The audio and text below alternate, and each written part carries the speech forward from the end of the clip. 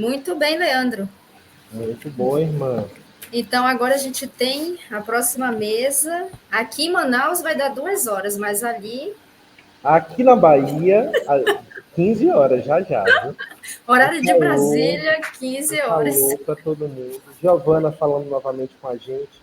Um grande abraço, Giovana. Quem mais está falando aqui, irmã? Victor Vago Fernandes. Deus se faz presença visível e libertadora no sacramento da cura. Nesses sacramentos podemos sentir a ternura e a delicadeza de Deus em nossa história, repercutindo de forma extraordinária a fala de Dom Paulo e Frei Felipe aqui hoje, né? Muita gente falando bem. E tem gente aí que está desde manhã mesmo, Gente, desde que desde começou. manhã.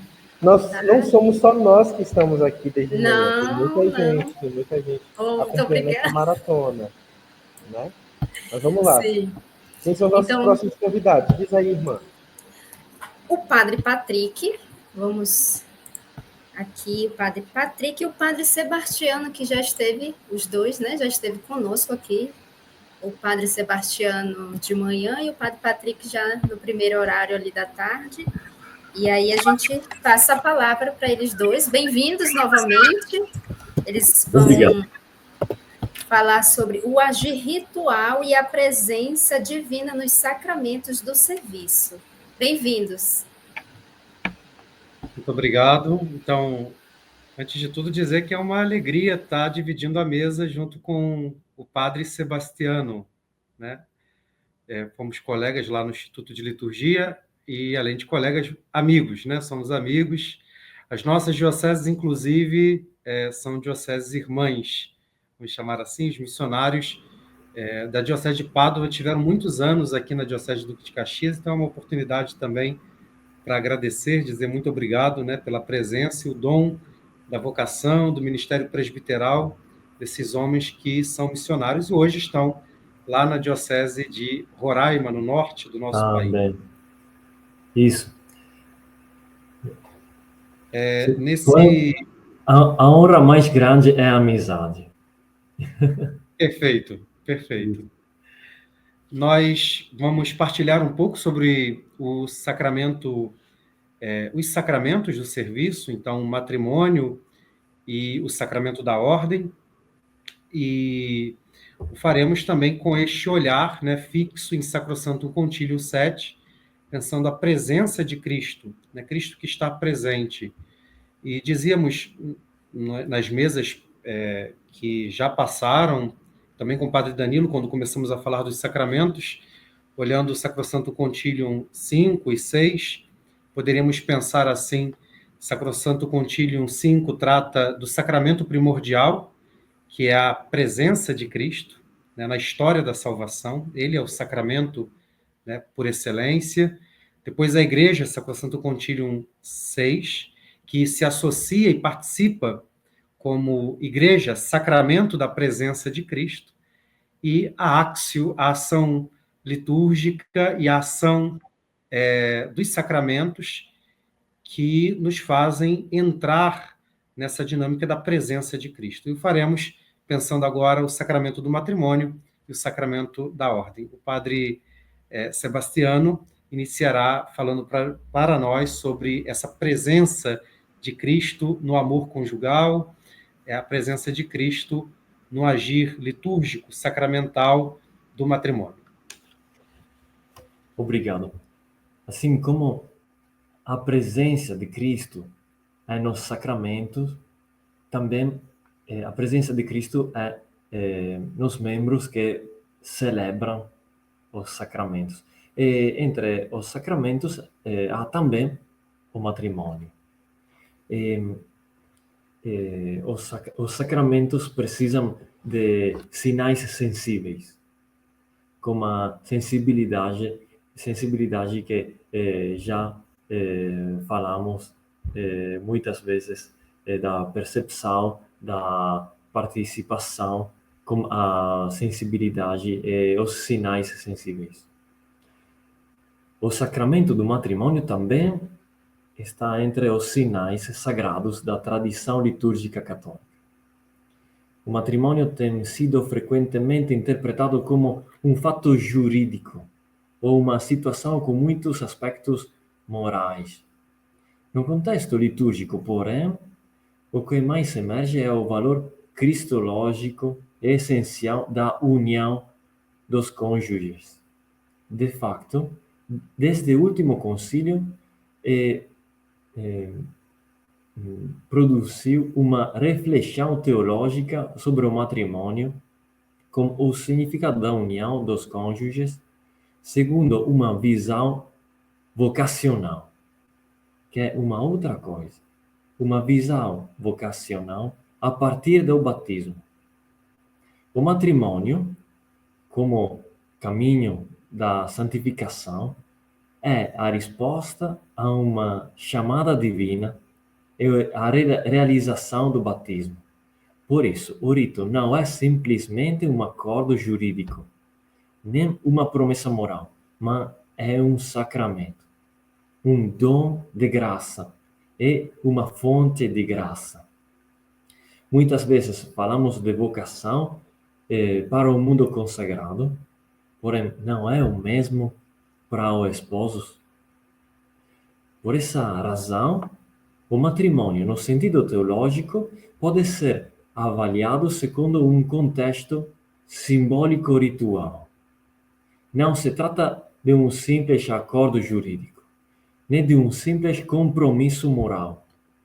No contexto litúrgico e sacramental, a realização do rito permite de reinterpretar os dois esposos como a presença de Deus.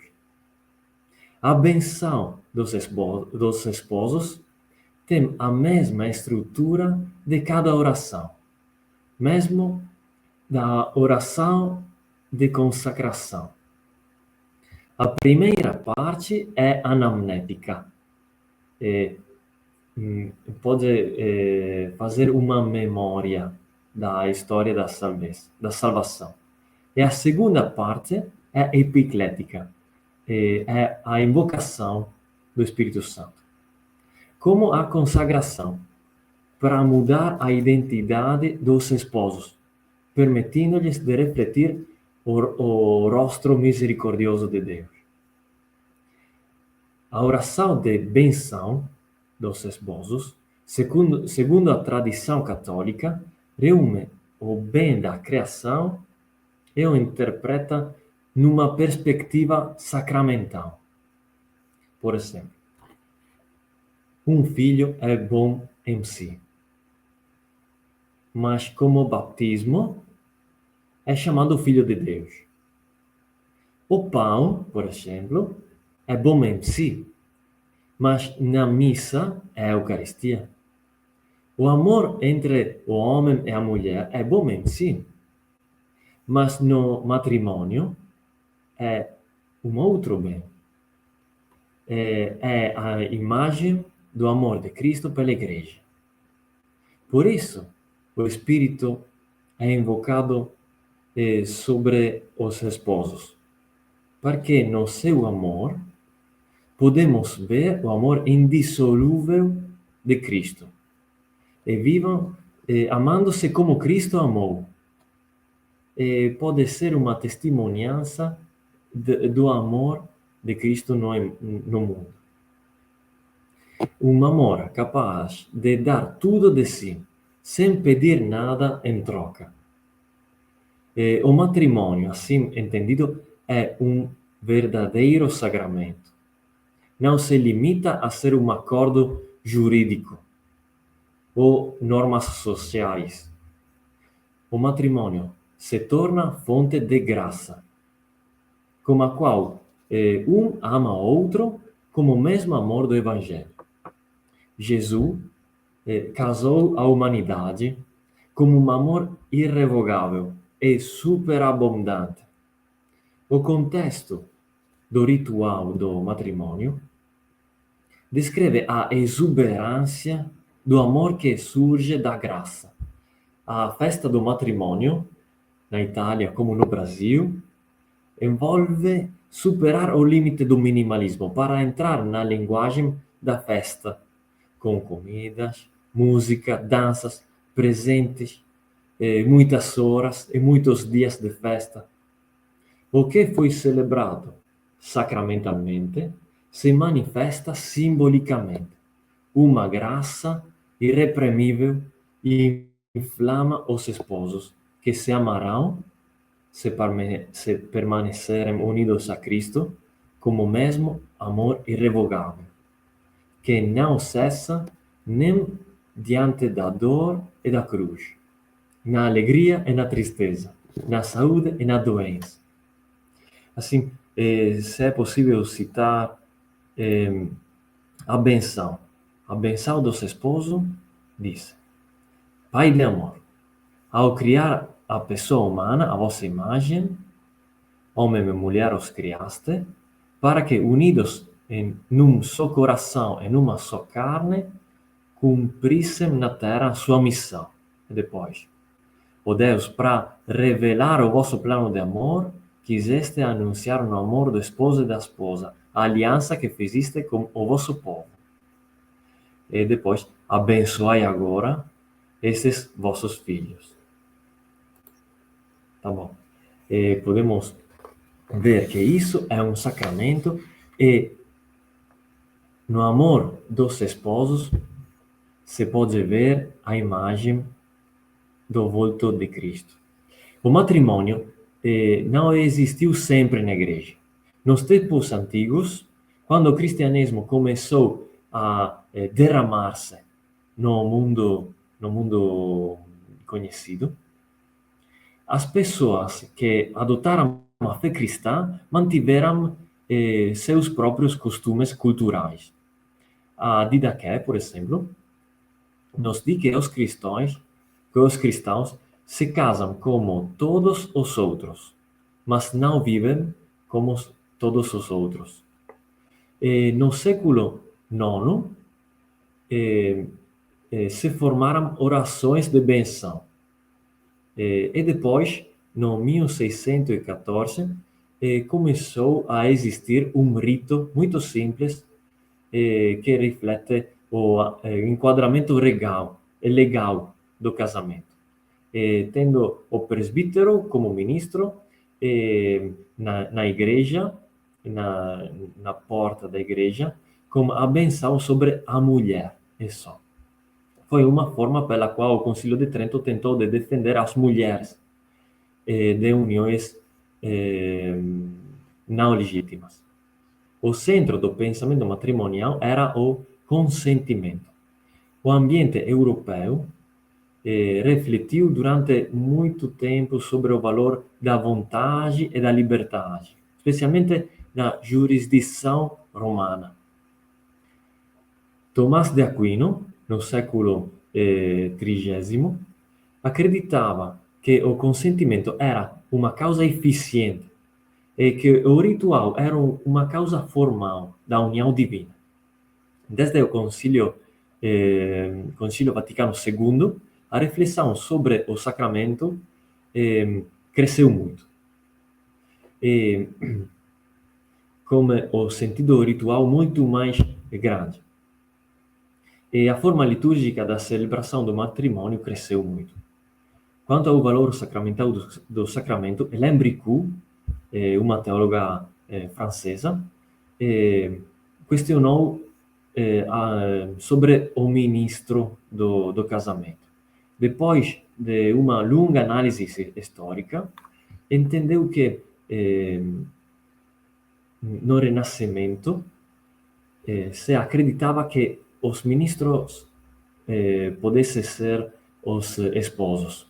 Porém, ela agora pensa e propõe que seja o ministro da igreja, o presbítero, que vá a pedir a benção ao Senhor.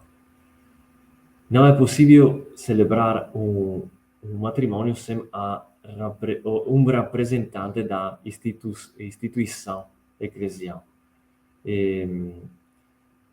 Isso é uma das questões teológicas sobre o matrimônio.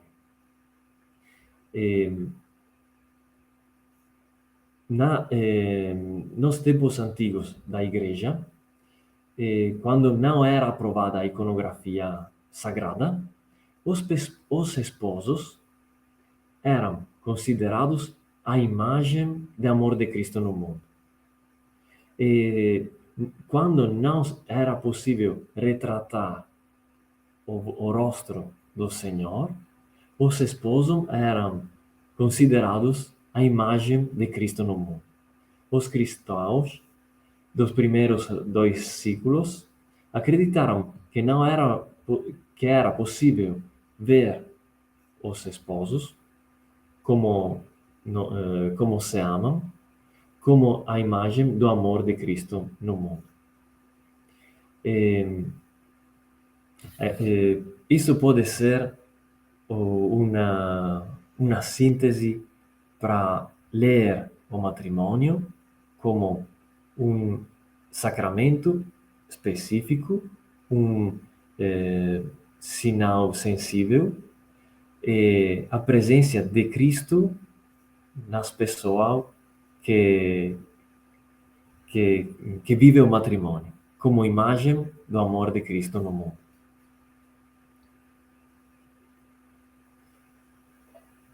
Isso é também para outro sacramento da missão.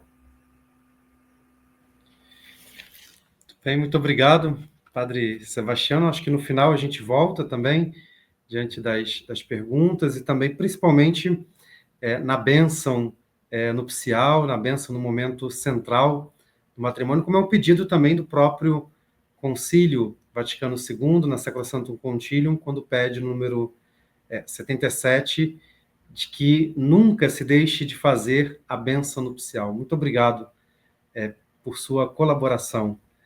Nós passamos, neste momento, para o sacramento da ordem, e queremos, nesse primeiro momento, reler Sacrosanctum Concilium 7, porque em Sacrosanctum Concilium 7 se apresenta, de alguma forma, a presença do ministro.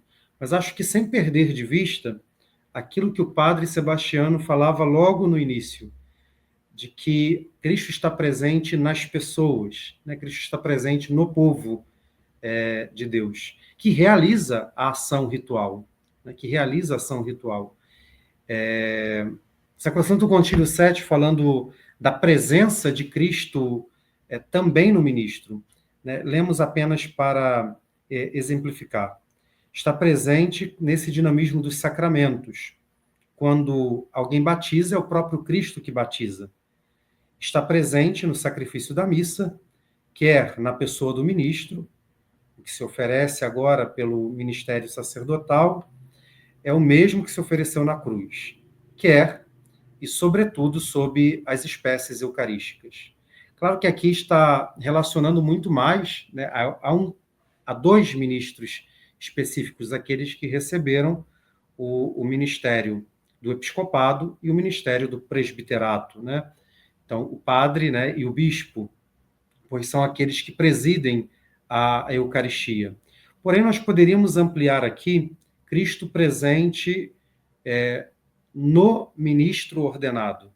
E aí, pensando aqui, Cristo presente no bispo, no presbítero e no diácono, compreendendo que esse modelo tripartido de ministério ordenado, ele vai sendo composto ao longo da história da Igreja, principalmente em Inácio de Antioquia. Essa presença de Cristo, né? Queremos olhar agora a presença de Cristo, mas correlacionando o Sacrosanctum Concilium com os outros documentos do próprio Concílio Vaticano II, porque Sacrosanctum Concilium, número 76, dirá de uma mudança ritual que expresse o ministério, né? Seja feito, diz Sacrosanctum Concilium 76, a revisão do texto e das celebrações do rito das ordenações. As alocuções do bispo, no início da oração, da sagração, podem ser em vernáculo, e na sagração episcopal todos os bispos presentes podem impor as mãos. É um primeiro texto, né, do concílio, porém a questão do ministério ordenado ela será muito e amplamente debatida no texto sobre a Igreja, né, o documento Lumen Gentium. Poderíamos já diretamente correlacionar Sacrosanctum Concilium 7, sobre a presença de Cristo no ministro, com Sacrosanctum Concilium, com Lumen Gentium, melhor dizendo, Lumen Gentium, sobre o documento sobre a Igreja, número 21, onde vai dizer: na pessoa dos bispos, assistidos pelos presbíteros, está presente no meio dos fiéis o Senhor Jesus Cristo, o Pontífice Máximo, sentado à direita do Pai, não deixa de estar presente no corpo da Igreja. Olha que profundo esse texto de Lumen Gentium 21, pois afirma que os ministros ordenados, eles de fato se configuram a Cristo. E aí poderíamos usar a imagem de representam Cristo, agem na ação sacramental, mas também na ação pastoral, também no anúncio da palavra, que pensando o tríplice munus, os 3 serviços de Cristo, que se tornam também serviço de todo o povo de Deus, da Igreja, mas também dos seus ministros, e da comunidade eclesial. Então, diante da comunidade eclesial, né, diante da comunidade da Igreja, o ministro ele representa para ela Cristo, que pela força do Espírito Santo, recebido nas ordenações, essa relação costuma ser apresentada por uma fórmula latina, que nós utilizamos muito. Ele age in persona Christi e age in persona Ecclesi, age na pessoa de Cristo e também na comunhão daqueles que estão inseridos na comunhão da Igreja, age como representante da Igreja, mas não o único representante da Igreja, não o único representante. Age na pessoa de Cristo, age na pessoa da Igreja, representa Cristo, representa a Igreja, mas sempre unido na comunhão. Isso só pode ser compreendido a partir de um outro texto do Concílio Vaticano II, que nós talvez conhecemos bastante, porque utilizamos os termos deste número, que é o número 10 de Lumen Gentium. E no número 10 se fala do exercício do sacerdócio. Lá, já em Sacrosanctum Concilium 7, se expressava que a liturgia é a expressão desse exercício do sacerdócio de Cristo. E Lumen Gentium 10 vai dizer quem são esses que expressam o sacerdócio de Cristo. Aquele sacerdócio que é comum a todos, não comum no sentido de banal, mas porque é comum a todos. Né? Todos nós passamos pelas águas e pela fonte batismal. E nos tornamos com Cristo sacerdote, profetas e reis. Então, se diz que existem 2 modos de participação no sacerdócio de Cristo. O sacerdócio comum e, por outro lado, o sacerdócio ministerial. É interessante que esse texto de Lumen Gentium 10, se nós fôssemos, né, primeiro comparando com o Sacrosanctum Concilium, age, a Igreja, quando está na liturgia, age no exercício sacerdotal de Cristo, mas é a Igreja inteira, né, o corpo, a cabeça, todos os membros agem. O presbítero age no sacerdócio de Cristo, o bispo, mas também os demais ministérios, pensando de uma forma ampla. Quando nós olhamos os textos e os comentários, né, seja do Concílio Vaticano II de Lumen Gentium 10, seja nos manuais de teologia, às vezes, Lumen Gentium 10 é comentada apenas em um aspecto, no aspecto que se difere de graus, o sacerdócio comum e o sacerdócio ministerial, que é o sacerdócio do bispo, do presbítero, de forma particular. Né? Aqueles que celebram a Eucaristia e o sacramento da reconciliação. Porém, aqui há há uma subtração que não deveria existir. Né? Por um lado, se enfatiza a diferença de graus, mas não se comenta a segunda parte de Lumen Gentium 10, que se diz que um está ordenado ao outro. E nós interpretamos este estar ordenado um ao outro no sentido da koinonia, isto é, da comunhão, da corresponsabilidade eclesial. Assim como, na liturgia, todos que estão celebrando a ação ritual, celebram de forma comum a ação do exercício sacerdotal de Cristo. Cada um no seu ministério, cada um no seu serviço, exercendo o ministério, o serviço, agem e são expressão do sacerdócio de Cristo. Porém, quando lemos lá em Lumen Gentium 10, de que difere em grau, mas um está ordenado ao outro, é justamente para dizer esse exercício da comunhão. Mas quando os manuais não comentam, ou os comentadores não comentam essa expressão de que um está ordenado ao outro, há um curto-circuito na prática pastoral e na eclesiologia.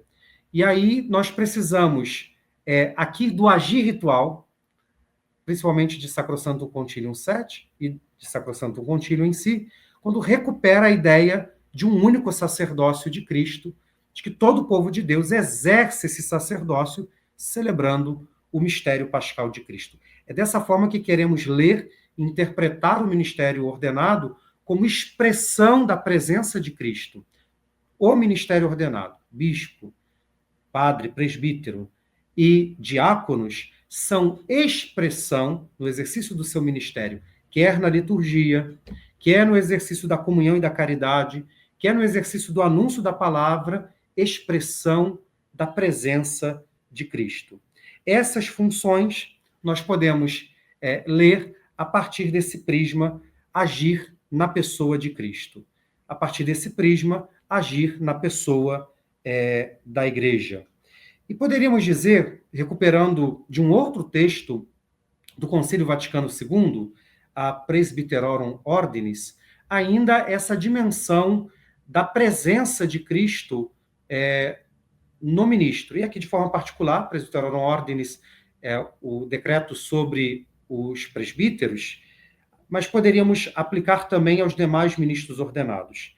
Cristo tornou participantes de sua consagração e de sua missão, por meio dos apóstolos, os sucessores destes, os bispos, e os demais ministros. Então, podemos ler aqui, a partir de Presbyterorum Ordinis 2, essa ideia da presença de Cristo, essa participação na presença de Cristo.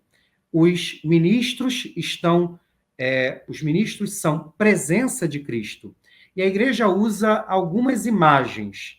Então, poderíamos utilizar, nas imagens que a Igreja utiliza sinais, símbolos, imagens de Cristo, como sacerdote, profeta e rei.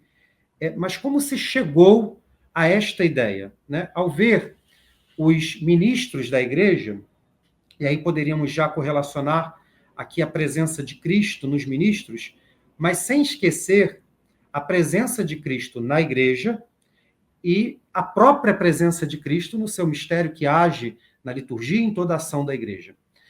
No início do cristianismo, a gente pensava Cristo agindo no Espírito, na comunidade, e a partir de Cristo agindo no Espírito, na comunidade, temos aqui os ministérios, que são expressão de Cristo e da comunidade. A partir do século XII, principalmente, vamos ter uma outra forma eclesiológica, pois na Idade Média se inicia a crescer um processo de sacerdotização. Se esquece, por exemplo, inclusive o ministério do diácono, e o modelo começa a ser um pouquinho diferente. Nós vamos ter um modelo mais onde está Cristo, ministro e depois comunidade, sem pensar a comunidade como aquela que gera os ministérios.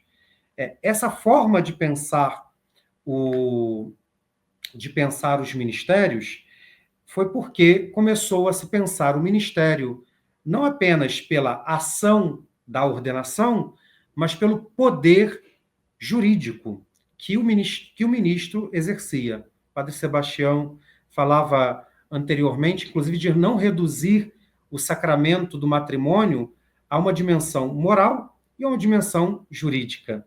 Né? Depois ele pode, inclusive, retomar isso. Mas também vemos na história da Igreja como o ministério ordenado ele foi sendo reduzido por esta potestas ordinis, potestas iurisdictionis, né? Pelo poder da ordem, ou seja, pelo agir do sacramento, pela força do sacramento, mas também pelo poder de mandar, de governar, né, de ensinar, como se só esse grupo tivesse este poder na igreja. E aí se começa novamente a pensar, não a comunidade, da comunidade se nasce os diversos ministérios, a comunidade como uma comunidade pluriministerial, mas aqui pensando Cristo, o ministro, e depois a comunidade. Então, nesse modelo, o ministério está acima da comunidade. O ministério não nasce da comunidade, não serve à comunidade. É um outro modelo. Nós vamos ter esses ícones ao longo da história da igreja, é interessante, para que a gente vá percebendo a presença de Cristo. Um texto, acho que muito bonito, de Isidoro de Pelúzio, que fala sobre essa presença de Cristo como figura, a partir de uma veste, né? A veste do bispo é tecida de lã e não de linho, porque significa a pele da ovelha errante que o Senhor buscou e carregou em seus ombros. Com efeito, o bispo é figura de Cristo, cumpre as funções deste e mostra a todos, por sua veste, que imita o grande bom pastor, que foi proposto para carregar as enfermidades de seu rebanho. Talvez, olhando algumas vestes hoje, nós nos assustemos, mas a veste ela é expressão do serviço, da configuração a Cristo. Mas essa imagem do vestir-se é do vestir-se para o serviço, para o agir sacramental, mas também para o agir do ministério. Então, uma imagem bonita. Depois da didascalia dos apóstolos, eles, os ministros, têm como ornamento sacerdotal, esplêndido e santo, o próprio Cristo. Assim como no sacramento do batismo, né, poderíamos pensar, se veste de Cristo e se reveste de Cristo com a veste branca, o ministro ele recorda, antes de tudo, que ele é um batizado, quando coloca a veste branca para presidir a Eucaristia, os demais sacramentos e sacramentais, mas ele deve se recordar que é um servidor e deve lavar os pés, quando coloca a estola, a casula, e assim por diante. A veste, o símbolo, são expressões, devem manifestar não apenas a humanidade do ministro, mas o serviço do ministro. O que se vê é o serviço do ministro, mas esse ministro que serve a Cristo e age na pessoa de Cristo, mas serve também a sua comunidade. E poderíamos pensar ainda mais essa mudança que existe principalmente aqui, nos demais ministros, existe uma mudança ontológica, podemos chamar assim tecnicamente, né, imprime caráter à ordenação. Recorda ainda Presbyterorum Ordinis. Ficam selados com um caráter, uma marca particular, e assim se configuram com Cristo. Essa marca ela é manifestada pelo serviço, pelo lavar os pés, pelo celebrar e pelo estar unido ao corpo de Cristo na comunhão e na corresponsabilidade, na missão da igreja. Mas é verdade, ao mesmo tempo, que poderíamos pensar, a presença do ministro, ela não é uma presença moral ou jurídica, como se o ministro fosse um representante de um ausente.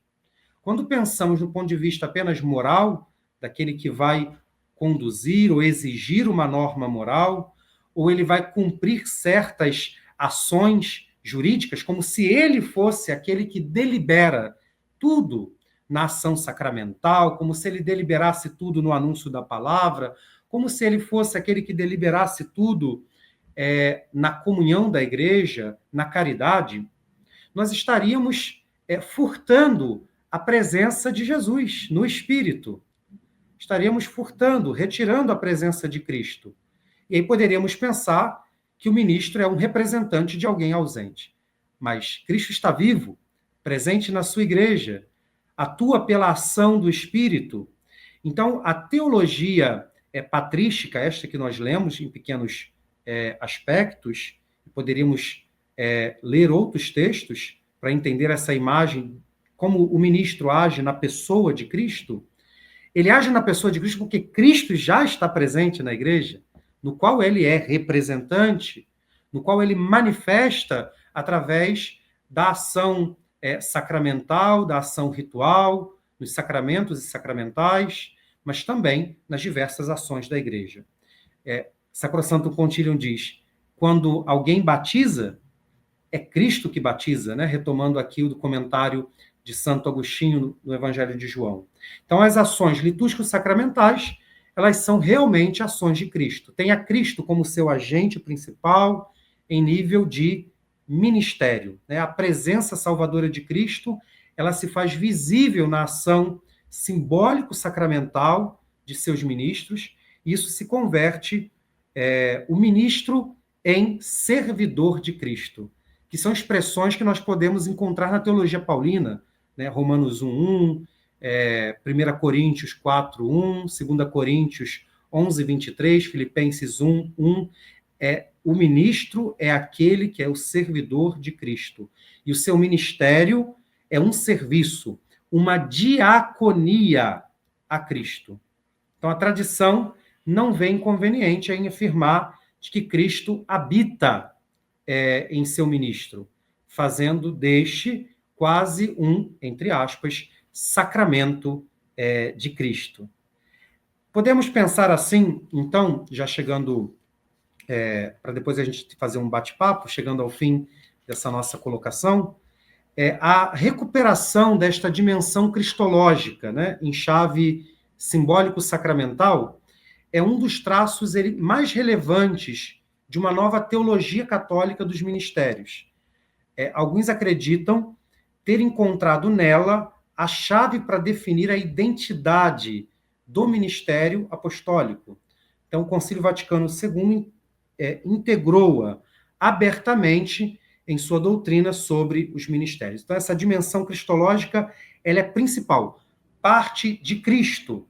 Então, Cristo é o centro. E poderíamos, inclusive, pensar a partir aqui, novamente, repito, de Sacrosanto Concílio, que fala que é o exercício de Cristo, o sacerdócio de Cristo, e depois da Lumen Gentium, aonde o capítulo do povo de Deus, numa primeira versão do texto, estava depois do capítulo da hierarquia. E o cardeal Soens, na época cardeal da França, ele disse que é necessário recolocar em outro lugar. O povo de Deus vem antes, até porque a hierarquia pertence ao povo de Deus. Então, Cristo, que é a luz das nações, é Cristo, vem primeiro, depois a comunidade, o povo de Deus, depois os diversos ministérios, serviços da igreja. Então, fica garantido, assim, o caráter central, único e absolutamente transcendente do ministério, que é histórico de Cristo, mas ele é sempre vivo, presente na sua igreja, presente através dos ministros. Aqui a gente termina esse primeiro momento, mas para um bate-papo, e retomar agora, novamente, para o padre Sebastiano, para ele, quem sabe, aproveitando a presença dele, que está lá na Itália, para algumas considerações a mais, ampliamento também daquilo que foi dialogado. Estou pensando, a reflexão teológica não pode reduzir os ministérios, tampouco o matrimônio, numa questão moral ou uma questão jurídica. A reflexão teológica compreende as vocações como questões soteriológicas, missionárias. Assim, o centro do pensamento teológico, litúrgicos também, são a presença do Senhor, a missão que o Senhor dá ao seu povo. Não é a questão jurídica, tampouco moral. Uma outra coisa, esses ministérios começam num contexto litúrgico, ritual. Por isso, podemos pensar que não é um esforço da pessoa, porém é uma graça de Deus. Um homem pode ser a serviço de uma comunidade. É uma coisa muito boa. Um homem pode amar a mulher. É uma coisa muito boa. Porém, se é um esforço, não é um dom de graça. Com certeza, cada um precisa de viver os desafios, os esforços com empenho. Com certeza, com certeza. Porém, não pode ser simplesmente esforço. Nós acreditamos que a graça de Deus é a alma mais profunda do nosso viver cristão. E para esse dom, podemos viver o capítulo 5 da letra aos Efesinos. Amar como Jesus os ama. Assim, é o rito que permite de ler as missões dos cristãos. Perfeito. Eu queria, assim, ainda destacar da sua fala essa dimensão e ligar, talvez, a uma outra mesa que eu estava participando dos sacramentos de iniciação à vida cristã, né? Quando nós não pensamos, né, o ministério ou o exercício de uma função na igreja, ou, por exemplo, a relação do matrimônio, ou ser batizado e batizada, nós devemos recuperar a dimensão vocacional, né? A dimensão de pertencer a Ele, é um chamado dele, existe uma dimensão anterior. E lá na mesa a gente falava de uma revitalização da iniciação à vida cristã que passa pela comunidade, mas ao mesmo tempo de que se faz necessário de que as diversas preparações, né, quer a preparação para o matrimônio, quer a preparação para o ministério ordenado, seja lida numa chave de inspiração catecumenal. Né? Não é um curso de um final de semana, né, para se tornar esposo e esposa em Cristo, né, em Cristo. Não é apenas um vínculo jurídico para se tornar esposo e esposa em Cristo, casar-se no Senhor. Mas é um processo que é necessário e passa por esse encontro com Cristo, que está para além, né? Como dizíamos antes, não depende da força, a ação ritual não depende da força da pessoa, do indivíduo, mas é a ação de Cristo no Espírito que permeia toda a ação ritual e a igreja. E aí poderemos, paralelamente, pensar também no modelo de preparação para o ministério, que era o ministério diaconal, e aí são homens casados, né, principalmente no ministério do diácono permanente, né, são homens casados, que já têm essa vocação e descobrem este chamado, né, Deus chama dentro da vivência do matrimônio para essa vocação, que se complementa, não está em disputa para tornar-se imagem de Cristo servo na comunidade. Depois, pensar a questão, e aí pensar na teologia, daqueles que se preparam para o ministério presbiteral. Né? Quem se prepara para o ministério presbiteral, ter uma preparação.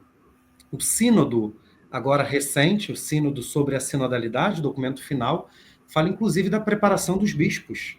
Então, pensar também a preparação dos bispos, desde o chamado, a eleição da igreja e o exercício do ministério, uma preparação que seja de cunho desse estilo de inspiração catecumenal. Porque a gente está falando aqui do valor da vocação, do dom da graça, para não limitar a ação ritual em apenas alguns aspectos, que podemos cair também um aspecto litúrgico-jurídico, né? E do mínimo necessário para ser diácono, no mínimo necessário para casar-se, no mínimo necessário para exercer o ministério presbiteral, no mínimo necessário para a ordenação episcopal. Isso pode ser a nível litúrgico, mas também na preparação. Passo a bola para você de novo. Escutando essas coisas, precisamos duas coisas. A primeira questão pode ser ler a diminuição dos matrimônios sacramentais na Itália como um recurso, uma coisa que pode ter uma boa perspectiva. Porque se não é necessário o sacramento para um casamento, para casar-se, um casamento pode ficar também sem o sacramento. Tá bom. Assim, os esposos que vão a pedir o sacramento são esposos que acreditam, que pensam essa vida como uma vocação e precisam da presença do Senhor e precisam de tornar-se imagem do amor do Senhor. E assim vão a pedir a benção do sacramento, sem pensar que ou reduzir o sacramento à questão jurídica ou moral, mas como recurso vocacional. Uma outra coisa, se fala de vocação para os consagrados. É a mesma coisa para os esposos. É a mesma coisa. Porque existe o casamento da criação. Na história da igreja, se falava de casamento da criação e depois do matrimônio sacramental. A união é a mesma coisa, porém a identidade é diferente. Porque pensar a união como facto normal, tá bom. Cada união é boa. Porém, pensar a união como doação de graça é uma outra coisa, uma outra identidade, que começa como vocação. E assim se pode pensar o matrimônio numa outra maneira. E por isso precisamos de um rito. Precisamos de um rito para pedir a doação de graça irrevogável de Deus. Enquanto você falava, eu peguei aqui do lado o ritual do matrimônio e vi aqueles números, né, de 28 a 32, prenotanda, da introdução do ritual do matrimônio, e ali nós temos o tópico sobre a preparação. E é interessante porque o número 28, ele vai falar: o matrimônio se destina ao desenvolvimento e à santidade, à santificação do povo de Deus. A sua celebração apresenta uma índole comunitária, que aconselha a participação da comunidade paroquial, pelo menos de alguns membros. Depois, o número 29, vai falar da necessidade dessa preparação para a celebração do sacramento e para a vivência do matrimônio. E aí recordava, não é essa oportunidade que se tem, né? Você dizia da diminuição dos matrimônios, de fato, no Brasil também, né? Tem começado a diminuir muito o matrimônio. É uma preocupação, mas, ao mesmo tempo, há uma possibilidade que é apresentada, inclusive, pelo Papa Francisco, na Amoris Laetitia, de que é uma preparação com estilo catecumenal, né? E essa preparação para celebrar e viver o sacramento. É interessante essa proposta. Depois, uma outra coisa que eu gostaria de destacar, e aí sim sobre o ministério ordenado, é dessa visão agora Cristo, comunidade e ministérios. Nós, quando fazemos uma análise de todos as preces de ordenação, porque elas vão sendo revitalizadas com o Concílio Vaticano II, é uma coisa que a Sacrosanto Concilium 76 pede, a revisão do texto das celebrações e dos ritos. Ali, na prece de ordenação, vai se recuperar essa dimensão comunitária. Primeiro, é que no rito é expresso, em alguns momentos, a dimensão batismal. Aquela pessoa que irá celebrar o sacramento, né, de forma particular, mais do que receber, né, celebra, ela é um batizado. É alguém que é batizado. O diácono permanente é um batizado que é casado. Interessante. Depois enfatiza principalmente a ação de Cristo e do Espírito, né? Ali na epíclese que nós temos na prece de ordenação.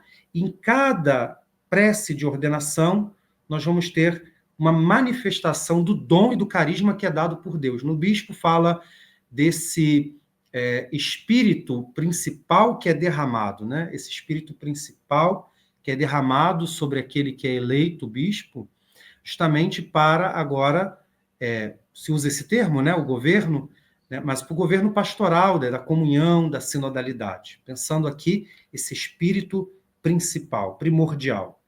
Depois se fala para os presbíteros, e aqui é mais interessante ainda porque se recupera da tradição apostólica, né? É o espírito que é derramado para configurá-lo a Cristo e ao presbitério.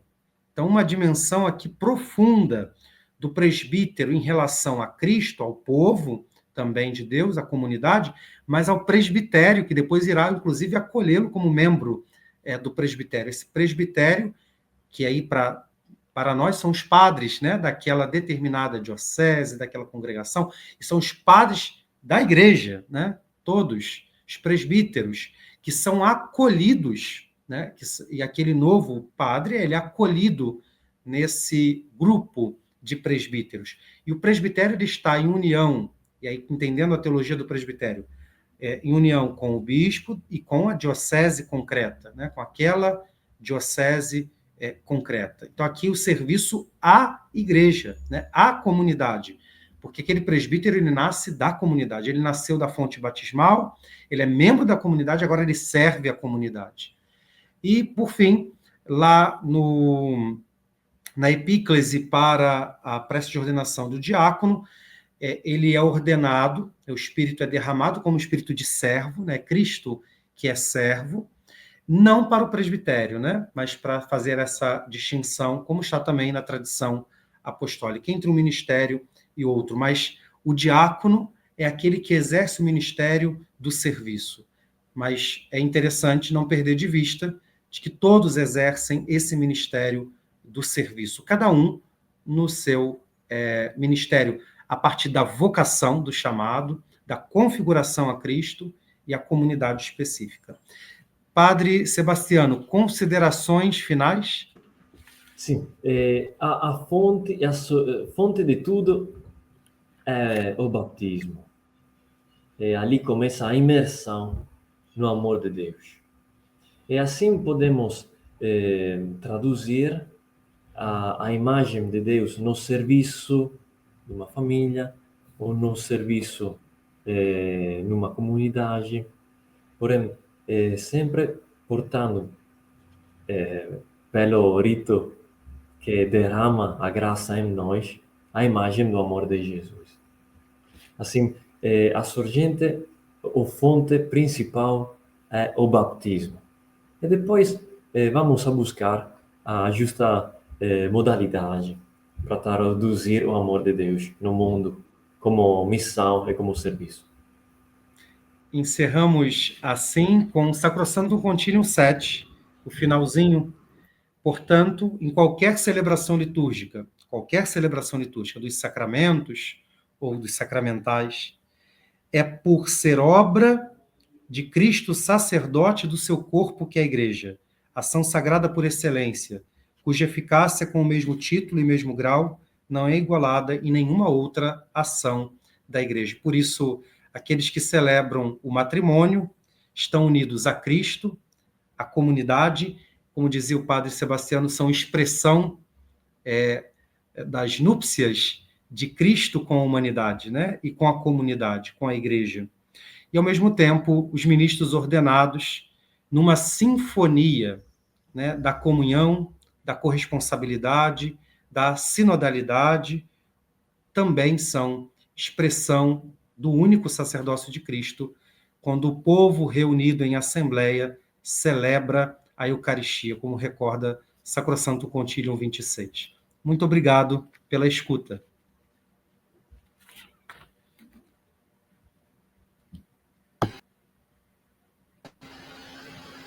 Olha que coisa boa. Cadê a irmã? Irmã Neidiane. Ah, tá aqui. Está chegando. Tá chegando, tá chegando. Ela tá vindo de Manaus, pai. Ela tá vindo lá de Manaus, né? Eu estou vindo aqui do começo do mundo. Ótimo. Bom, mas queremos agradecer ao padre Patrick, né, que está conosco nessa jornada, nessa maratona. Mas um abraço especial ao padre Sebastiano, tão leve, tão querido, lá da Itália, esteve em todas as reuniões da equipe de coordenação. Muito obrigado pela atenção, padre. Muito bom. Muito obrigado, muito obrigado. Esses dias, e principalmente hoje, nas suas falas, né, trazendo tanto conhecimento para a gente. Um abraço aqui da Bahia, mas, acima de tudo, um abraço do Brasil. Muito obrigado.